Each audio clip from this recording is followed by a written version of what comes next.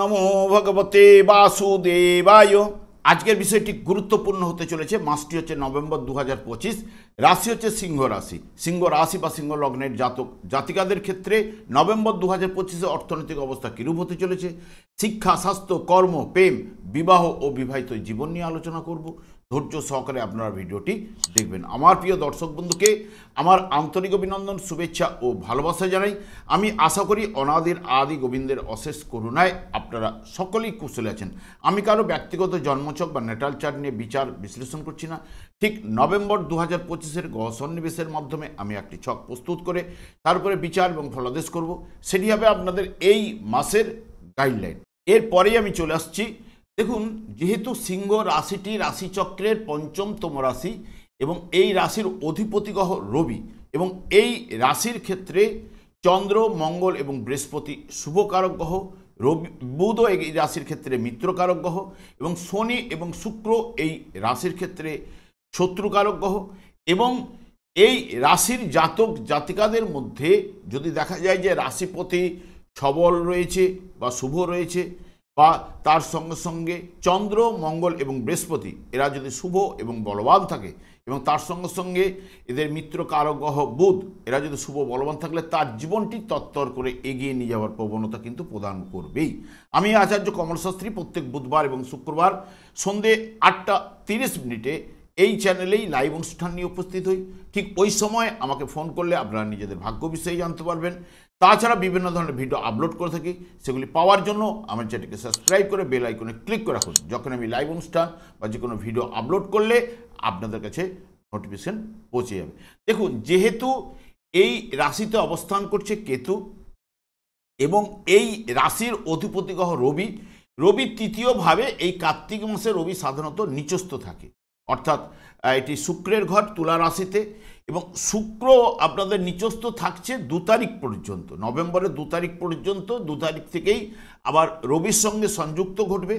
যেহেতু এখানে কর্মপতির সঙ্গে রবি একসঙ্গে যুক্ত হচ্ছে, এই যে যেহেতু রবি নিচস্থ থাকলে সাধারণত সেরকম শুভ ফল কিন্তু প্রদান করতে পারে না। তবে 17ই নভেম্বরের থেকে আপনারা কিন্তু সফল জায়গাটা কিন্তু উঠে আসবে। তবে এখানে যেহেতু তৃতীয়ভাবে শুক্র কিন্তু শুভ ফল প্রদান করে থাকে, এবং বিশেষ করে 17-11-র পর থেকে দেখবেন এবার রবিও বন্ধু ঘরে, মঙ্গলের ঘরে প্রবেশ করবে, যেটি বিশেষ করে বন্ধু লাভ এবং জন সৌভাগ্য লাভও কিন্তু প্রদান করে থাকে। মাতা ও সংসার থেকে সুখলাভ, নতুন কাজকর্মের যোগাযোগ কিন্তু প্রদান করবে, প্রাত্যহিক কাজকর্মের সফলতা কিন্তু প্রদান করবে। যেহেতু কেতু আপনাদের রাশিভাবে অবস্থান করছে, মনকে স্থির রেখে যদি জ্ঞান ও বিচক্ষণতার দ্বারা জীবনটা যদি আপনারা পরিচালনা করতে পারেন, তাহলে প্রভূত উন্নতি এই জায়গায় কিন্তু ঘটাবে কেতু। নাহলে কর্তব্য পালনে আপনারা আগ্রহী ও কাজকর্মে উন্নতি অতি অবশ্যই কেতু শুভ ফলগুলো প্রদান করবেই।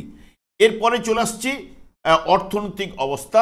অর্থনৈতিক ভাব আপনাদের ক্ষেত্রে যেটি কন্যা রাশি এবং এর অধিপতি গ্রহ বুধ আপনাদের ক্ষেত্রে মিত্রকারক গ্রহ, কিন্তু অর্থভাবের অধিপতি গ্রহ বুধ সে কিন্তু চতুর্থভাবে কেন্দ্রভাবে মঙ্গলের সঙ্গে, মঙ্গল আপনাদের ক্ষেত্রে শুভকারক গ্রহ, মঙ্গলের সঙ্গে অবস্থান করছে। দ্বাদশভাবে বৃহস্পতি থাকলেও বৃহস্পতির দৃষ্টি ঠিক বুধ এবং মঙ্গলের উপর প্রদান করবে, যেটি আপনাদের ক্ষেত্রে বুধও ঠিক 10ই নভেম্বর বক্রতার মাধ্যমে প্রবেশ করবে, এবং দ্বাদশভাবে বৃহস্পতি অবস্থান করলো। দ্বাদশভাবে বৃহস্পতি শুভফল কিন্তু প্রদান করে থাকে, কারণ নিজেই দ্বাদশ ভাবের অধিপতি গ্রহ। যেহেতু দ্বাদশভাবে আপনাদের ক্ষেত্রে বৃহস্পতি শুভকারক গ্রহ এখানে অবস্থান করলেও এখানে দেখবেন লোকচক্ষুর অগোচরে বিনা বাধায় ও প্রত্যাশিতভাবে উন্নতি ঘটায়, এবং গুপ্তধন বা দৈবধন লাভও কিন্তু বৃহস্পতি কিন্তু ঘটিয়ে থাকে, এবং হিতকর কাজে ব্যয় এগুলো কিন্তু ঘটায়, আধ্যাত্মিক চেতনার বিকাশ, এবং অনেক সময় জাতকের উন্নতির লোক কিন্তু আশ্চর্য কিন্তু হয়ে যায়, উন্নতির জন্য লোক কিন্তু আশ্চর্য হয়ে যায়। তবে বৃহস্পতি জন্মকালীন শুভ বলবান থাকতে হবে। গোচরে এখন বর্তমানে আপনাদের দ্বাদশভাবে গেল সাধারণত শুভফল প্রদান করে। দ্বাদশ ভাব থেকে আপনাদের ঠিক অর্থ পতির উপরে দৃষ্টি এবং বিশেষ করে ভাগ্যপতির মঙ্গলের উপর দৃষ্টি, যেটি 10 তারিখ পর্যন্ত অর্থনৈতিক জায়গাটা ভালো প্রদান করবে এবং বৃহস্পতিও বক্রতার মাধ্যমে প্রবেশ করবে, বুধ বক্রতার মাধ্যমে প্রবেশ করার তারপরেই কিন্তু আপনাদের কাছে মিশ্র ফল অর্থনৈতিক দিক দিয়ে কিন্তু উঠে আসার সম্ভাবনা কিন্তু প্রদান করবে। এবং পারিবারিক জীবনটাও দ্বিতীয় ভাব থেকে, সে কারণে পারিবারিক জীবনেও কিন্তু শান্তি নির্দেশ থাকবে।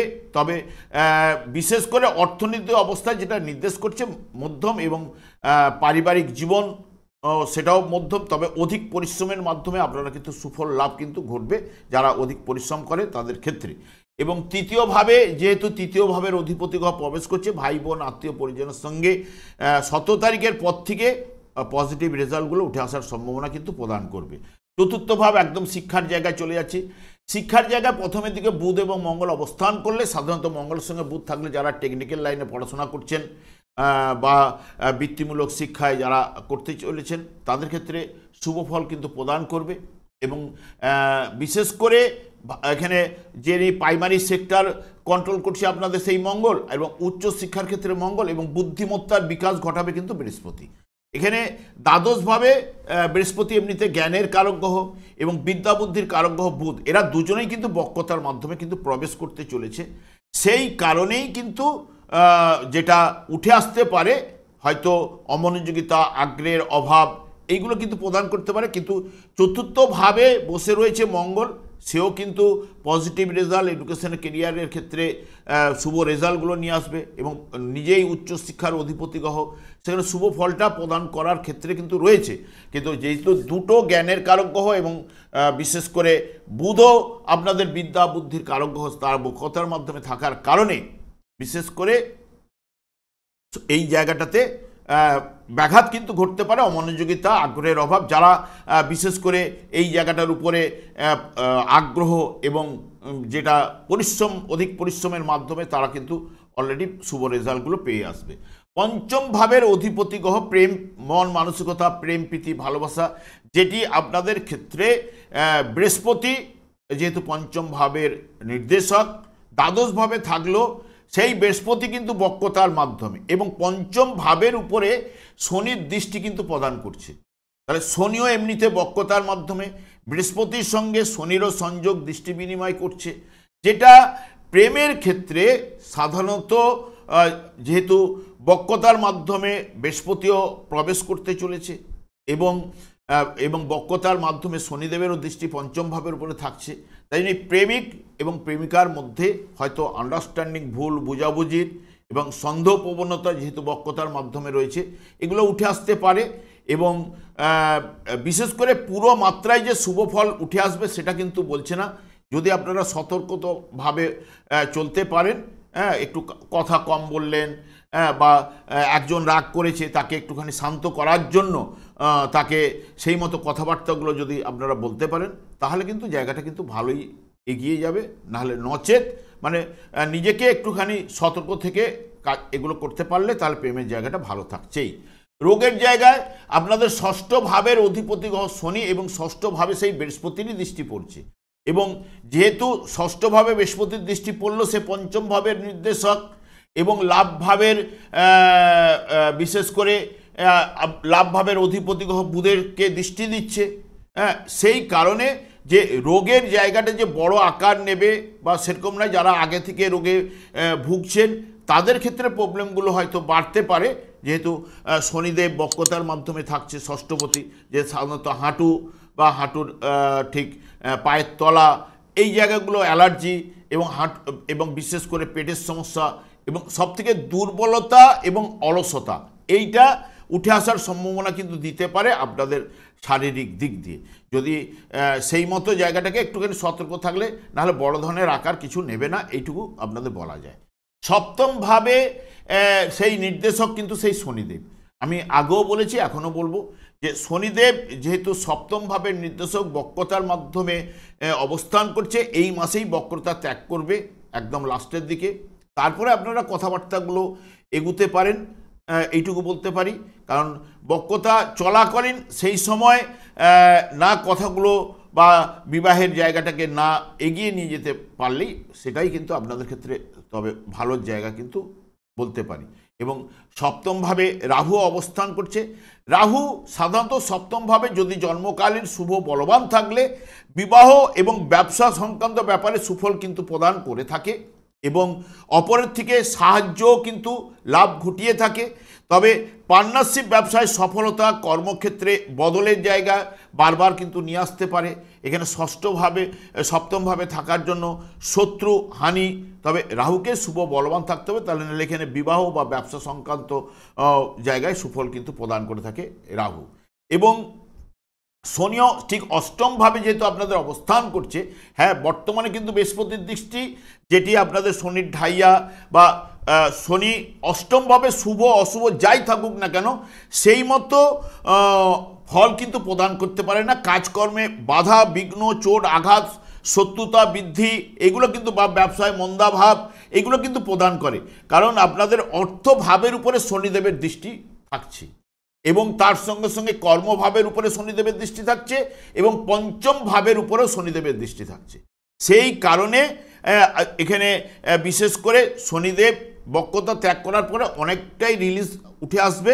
তবে অষ্টমভাবে থাকার কারণে বৃহস্পতি যেহেতু নৈসর্গিক শুভকারক গ্রহ, আপনাদের ক্ষেত্রে শুভ গ্রহ, এবং সেই কারণে বৃহস্পতির দৃষ্টিতে কিছুটা হ্রাস বৃদ্ধি ঘটতে পারে, পুরো মাত্রায় কিন্তু হ্রাস বৃদ্ধি ঘটবে না, কারণ বৃহস্পতি আবার বক্রতার মাধ্যমে প্রবেশ করতে চলেছে। কারণ উচ্চস্থ জায়গায় যখনই বক্রতা আরম্ভ করে তার দুর্বল বা তার হ্রাস বৃদ্ধি কিন্তু ঘটবেই। এবং এরপরে চলে যাচ্ছি বা এখানে অষ্টম ভাবেও এখানে সাধারণত হঠাৎ লাভের জায়গাটাও কিন্তু ঘটাতে পারে, কারণ এখানে অষ্টমভাবে অবস্থান করলে দ্বিতীয় এবং পঞ্চম ভাবের পর শনিদেবের দৃষ্টি থাকছে। এবং বিশেষ করে বুধও শনিদেবের যখনই নক্ষত্রে প্রবেশ করবে বা নক্ষত্রে রয়েছে এবং লাভভাবের অধিপতি গ্রহ, সেই কারণে হঠাৎ কিছু না কিছু ঘটনা যে দিতে পারে না তা নয়, হঠাৎ লাভের জায়গাটা কিন্তু লটারি ফাটকা থেকে আনতে পারে, এটুকু বলতে পারি। এরপরে চলে যাচ্ছে একদম কর্মভাবে। এখানে শুক্র হচ্ছে কর্মপতি গ্রহ। শুক্র কর্মপতি গ্রহ যেহেতু তৃতীয়ভাবে নিজের রাশিতে প্রবেশ করছে, যা শুভফল এই জায়গায় কিন্তু প্রদান করবে। তৃতীয়ভাবে গোচরে শুভফল কিন্তু নিয়ে আসে, নেতিবাচক ফল সেরকম কিন্তু উঠে আসবে না কাজকর্মের ক্ষেত্রে বা কর্মক্ষেত্রে, এইটুকু বলতে পারি। ব্যবসা ক্ষেত্রে সুযোগ সুবিধা কিন্তু উঠে আসবেই অতি অবশ্যই, এইটুকু আপনাদের বলতে পারি। এবং যারা চাকরির পরিবর্তনের জন্য চেষ্টা করছেন তারাও কিন্তু সফল হবেন এই জায়গাতে। এবং আশাতীত লাভ এবং কাজকর্মে আকর্ষণ বৃদ্ধি এগুলো কিন্তু শুক্র ঘটাবেই। এবং দৈনন্দিন জীবনে আনন্দ লাভ, সৌভাগ্যশালী এইগুলো কিন্তু করার চেষ্টা কিন্তু শনিদেব এই শুক্র এগুলো কিন্তু প্রদান করবে, কারণ যেহেতু নিচের গৃহে এখানে প্রায় থাকতে চলেছে প্রায় 27শে নভেম্বর পর্যন্ত এই জায়গায় অবস্থান করবে আপনাদের নিজের গৃহে। সে কারণে শুক্র যেহেতু আপনাদের ক্ষেত্রে অশুভকারক গ্রহ হলেও যেহেতু নিজের ঘরে নিজে কিন্তু বলীয়ান, সেই কারণে দেখবেন সফলতা এখানে রাশিপতির সঙ্গে যুক্ত। রাশিপতি যতই থাক না কেন, নিচস্থ থাক না কেন, যার জন্মকালীন শুভ বলবান থাকলে নিচস্থ অবস্থায় পাস করলে হয়তো নাম ফেম যশটা যেটা উঠে আসার দরকার সেটা ততটা না পেলেও কর্মের জায়গাটা উন্নতি কিন্তু ঘটাবেই, এইটুকু আপনাদের বলতে পারি। এবং বৃহস্পতিও এই জায়গায় দ্বাদশে থাকলো আপনাদের ক্ষেত্রে শুভকারক গ্রহ। লোকচক্ষুর অগোচরে বিনা বাধায় অপ্রত্যাশিতভাবে লাভ কিন্তু ঘটায় বা গুপ্ত ধন বা দৈব ধন লাভ কিন্তু ঘটাবার চেষ্টা কিন্তু করে। আমি আর দীর্ঘায়িত না করে এই জায়গায় আমি একটা কথাই বলতে পারি, যাদের বিশেষ করে দেখবেন মঙ্গলের দশা অন্তর্দশা যাদের পাস করছেন বা শুক্রের দশা অন্তর্দশা যারা পাস করছেন, তাদের ক্ষেত্রে অতি শুভ ফলগুলো উঠে আসার সম্ভাবনা কিন্তু এই মাসের ক্ষেত্রে রয়েছে, এইটুকু আপনাদের বলতে পারি। এবং টোটাল যদি আপনি জিস্ট হিসেব করেন আপনারা কিন্তু এই মাসের ক্ষেত্রে মিশ্র ফলটাই উঠে আসবে, কারণ 17 তারিখ পর্যন্ত যেহেতু রাশিপতি বা লগ্নপতি রবি নিচস্থ এবং সেই কারণে এবং রাহুর দৃষ্টি রবির উপরে পড়ার কারণে যদি রাহু যার জন্মকালীন যদি পীড়িত থাকলে তাহলে রবিকে পীড়িত করবেই। এবং শুক্র এখানে যুক্ত হবে, শুক্রযুক্ত হলে রাহু এবং শুক্রের যে সংযোগে অনেকের ক্ষেত্রে হঠাৎ লাভ লটারি ফাটকার যোগও কিন্তু ঘটাতে পারে। কারণ রাহু সপ্তমভাবে থাকলেও ষষ্ঠ ভাবের অধিপতি গ্রহ এবং শনিদেবের উপরে দৃষ্টি প্রদান করছে, এগুলো কিন্তু ঘটাবার সম্ভাবনা কিন্তু থাকছেই।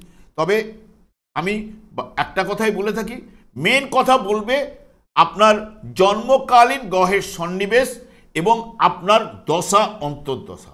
কারণ আপনার দশা অন্তর্দশা হচ্ছে পূর্বজন্মের কর্মফল, সেই অনুযায়ী কিন্তু আমরা ভালো মন্দ ফলটা কিন্তু পাই। যখনই আপনি এই পৃথিবীর আলো বাতাস গ্রহণ করলেন, সেই মুহূর্তে কিন্তু একটি নক্ষত্র কিন্তু চলে, সেই নক্ষত্রের অধিপতি গ্রহ থেকেই দশা শুরু হয়।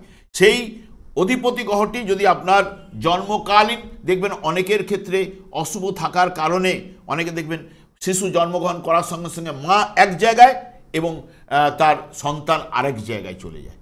সেটি হচ্ছে পুরো পূর্বজন্মের কর্মফল, আমি এইটুকু বলে থাকি। এবং কেউ এতে অনেকে বিশ্বাস করে, অনেকে বিশ্বাস করে না, সেটা আমার কর্ম নয়।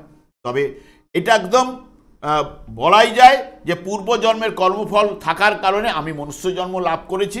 এবং এটি যেহেতু কলিযুগে শনি হচ্ছে এবং রাহু এদের দ্বারাই কিন্তু পরিচালিত, তাই শনিদেবকে সন্তুষ্ট করতে গেলে কলিযুগের যুগধর্ম হচ্ছে হরে কৃষ্ণ মহামন্ত্র জপ করলে শনিদেবও সন্তুষ্ট হয়। এবং বিশেষ করে দেখবেন যে এই যে মহামন্ত্র যেসব জায়গায় কোনোদিন পর্যন্ত প্রচারিত হয়নি, আজকে বিশেষ সংস্থার মাধ্যমে হরে কৃষ্ণ মহামন্ত্র কিন্তু প্রচার করে তারাও কিন্তু ভালো জায়গায় কিন্তু পৌঁছেছে। আপনারাও অলরেডি যদি মনে করেন হরে কৃষ্ণ মহামন্ত্র জপ করুন, জীবনটা দেখবেন আপনার বদলে যাবে, এইটুকু আপনাদের বলতে পারি। সংসারে আনন্দ বাতাবরণ কিন্তু প্রবাহিত হবে। আমি আর দীর্ঘায়িত না করে আমি আচার্য কমল শাস্ত্রী প্রত্যেক বুধবার এবং শুক্রবার সন্ধ্যা 8:30 এই চ্যানেলে লাইভ অনুষ্ঠানে উপস্থিত হই। ঠিক ওই সময় আমাকে ফোন করলে আপনারা নিজেদের ভাগ্য বিষয়ে জানতে পারবেন। তাছাড়া বিভিন্ন ধরনের ভিডিও আপলোড করে থাকে, সেগুলি পাওয়ার জন্য আমার চ্যানেলটিকে সাবস্ক্রাইব করে বেল আইকনে ক্লিক করে রাখুন। যখন আমি লাইভ অনুষ্ঠান বা যে কোনো ভিডিও আপলোড করলে আপনাদের নোটিফিকেশন পৌঁছে। আমি অনাদি আদি গোবিন্দের কাছে প্রার্থনা করি আপনারা ভালো থাকুন, সুস্থ থাকুন, আনন্দ থাকুন। আজ এই পর্যন্ত, পরে ভিডিও দেখা হচ্ছে। নমস্কার।